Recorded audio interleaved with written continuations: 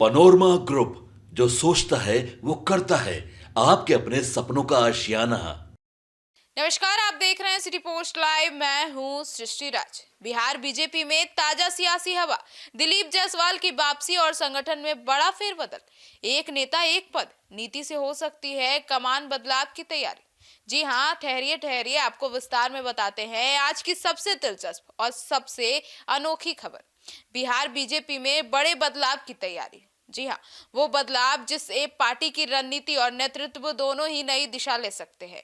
मुख्य कारण है दिलीप कुमार जायसवाल, जिन्होंने फिर से मंत्री पद संभाल लिया है। लेकिन इस कद के साथ ही पार्टी में नेतृत्व परिवर्तन की चर्चाएं भी तेज हो गई है। बीजेपी की पुरानी नीति एक नेता एक पद फिर सामने आ रही है और चुनावी रणनीति की पजल भी काफी पेचीदा बन गई है। दिलीप जायसवाल ने हाल ही में राजस्व और जमीनी सुधार मंत्रालय का पद छोड़ा ताकि वह पूरी तरह से संगठनात्मक भूमिका निभा सके। कुछ रिपोर्ट्स कहती है कि यह कदम पार्टी की आंतरिक अनुशासन नीति का हिस्सा है, जहां एक ही व्यक्ति को दो बड़ी जिम्मेदारियां देना मना है।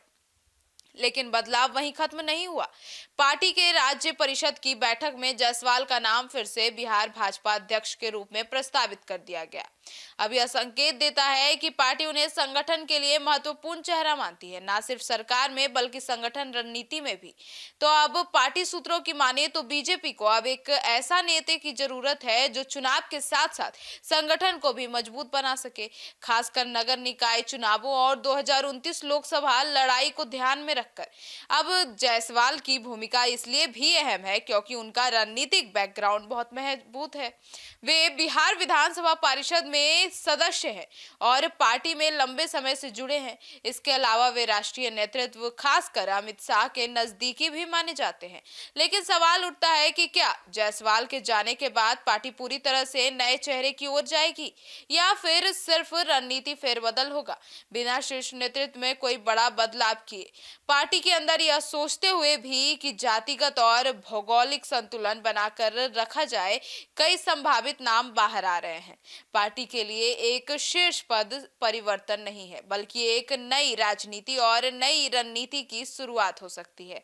इसी बीच यह भी माना जा रहा है कि बीजेपी शीर्ष नेतृत्व अब सत्ता और संगठनात्मक मजबूती दोनों पर फोकस करना चाहती है, क्योंकि सिर्फ चुनाव जीतना ही काफी नहीं है। जीत के बाद संगठन को टिकाऊ बनाने की भी जरूरत है। तो आने वाले हफ्तों में यह देखना होगा कि बीजेपी किस चेहरे को अपनी कमान सौंपती है। क्या यह जायसवाल की रहेगी लेकिन सिर्फ संगठन में, या फिर पार्टी उन्हें पूरी तरह से पीछे हटाकर किसी नए रणनीतिक चेहरे को चयन करेगी। आपकी क्या राय है? कमेंट सेक्शन में जरूर बताइएगा। धन्यवाद।